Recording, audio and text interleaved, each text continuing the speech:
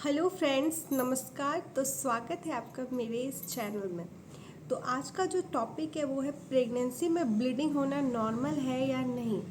तो obviously normal नहीं है, पर किस सिचुएशन में आपको ज़्यादा टेंशन लेनी चाहिए और किस नहीं। मतलब क्लियर बात ये बोलूँ तो प्रेगनेंसी में जब ब्लीडिंग होती है तो मोस्टली सभी को यही लगता है कि अरे यार मे बी मिसकैरेज का खतरा हो गया।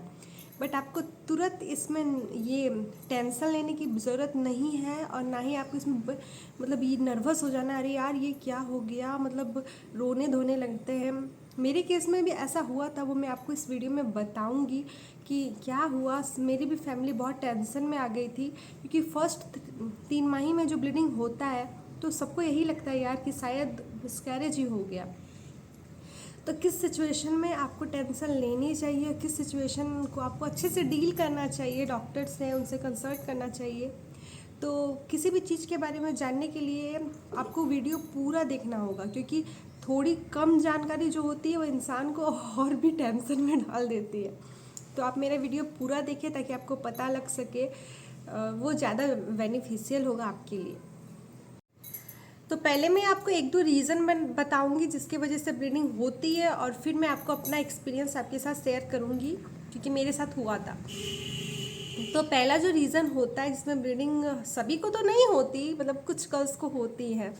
तो पहला रीज़न होता है, उसको बोलते हैं इम्प्लांटेशन ब्लीडिंग। तो वो जो आपके फर्टिलाइज़र एग है उसको फैलोपियन ट्यूब से यूटेरस की ओर जाने के जो प्रक्रिया होती है, उस लाइन को जोड़ने की प्रक्रिया में हल्का ब्लीडिंग हो सकता है, यूटेरस में क्रैम्प महसूस हो सकता है। तो उसमें बहुत पीरियड जैसी ब्लीडिंग नहीं होती है, क्योंकि हल्का फुल्का होता है यार, ज़्यादा नहीं होता। तो अगर बहुत ज़्यादा हो रहा है तो आपको डॉक्टर से तुरंत मिलना चाहिए, और कम भी हो रहा है फिर भी इमीडिएटली डॉक्टर के पास जानी चाहिए। प्रेगनेंसी में नो रिस्क, फर्स्ट 4 मंथ आपको रिस्क लेना ही नहीं है। तो उसमें वही होता है कि उसी को इम्प्लांटेशन बोलते हैं, जो वो लाइन होता है ना उसको जाने की प्रक्रिया को इम्प्लांटेशन ब्लीडिंग बोलते हैं। तो वो डॉक्टर आपको समझा देगी। मैं इसलिए बोल रही हूँ कि अगर आपको किसी भी लेडीज़ को हो रहे हैं, अगर उनको अंदर से टेंशन है तो टेंशन ना लें। और जो सेकंड होती है, जो किसी किसी का होता है, जो यूट्रस में ना रहकर फेलोपियन ट्यूब में बेबी रह जाता है, वो आपको पता होगा, उसमें थोड़ी बहुत ब्लीडिंग होती है, बट उसमें भी आपको डॉक्टर से मिलना है। मेरे केस में क्या हुआ था कि मैं प्रेग्नेंट हुई थी अगस्त में, मे बी तो अगस्त में हुई थी, और लास्ट सितंबर में मेरे को ब्लीडिंग हुई। तो मैंने सोचा था कि 3 मंथ के बाद मैं डॉक्टर के पास जाऊंगी, मोस्टली सभी वैसा ही करते हैं। तो बट जब ब्लीडिंग हुई तो मैंने मम्मी से कहा, मम्मी देखो क्या हो गया, ब्लीडिंग हो गया क्या। मेरा तो शादी का पहला साल था, तो पहले तो लगता है कि 1 साल बाद बेबी रखूँगी तो ठीक होगा।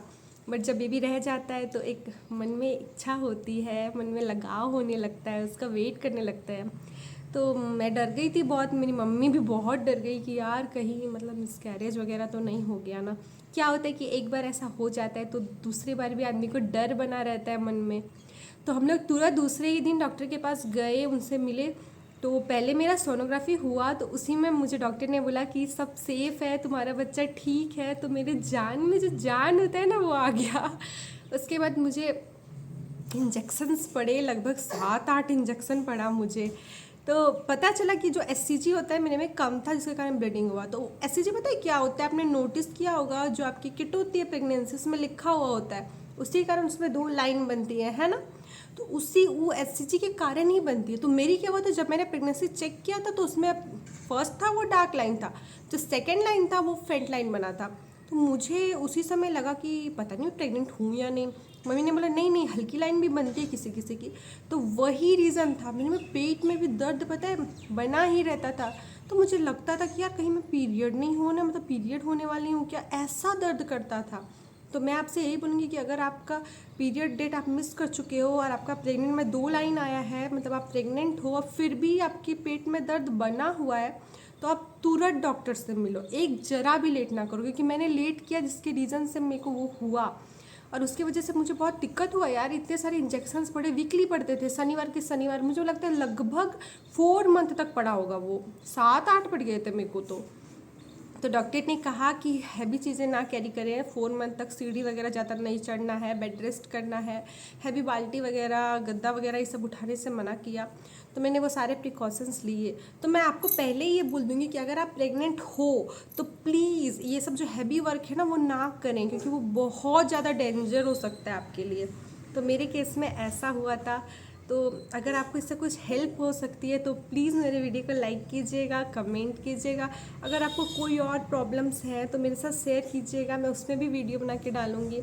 कि मैं ये अपना पर्सनल एक्सपीरियंस आपके साथ शेयर कर रही हूँ, मैंने कोई ऐसे बनावटी नहीं बोला है। जो मेरे साथ हुआ मैंने वही बताया है, क्योंकि ऐसा मेरे साथ हुआ, मेरे को बहुत बुरा लगा था उस समय कि यार क्या हो गया ये। मतलब मन में एक डर था। मैं डॉक्टर के पास पहुँची, एक दिन बाद का नंबर लगा था, मन में तो यही था पता नहीं क्या होगा। तो अगर मेरी इस वीडियो से आपको कुछ हेल्प होती है तो प्लीज़ मेरे चैनल को सब्सक्राइब कीजिएगा और कमेंट कीजिएगा। तो मैं आपको उस पर भी ज़रूर जानकारी दूंगी कि 9 मंथ में बहुत सी चीज़ें होती है।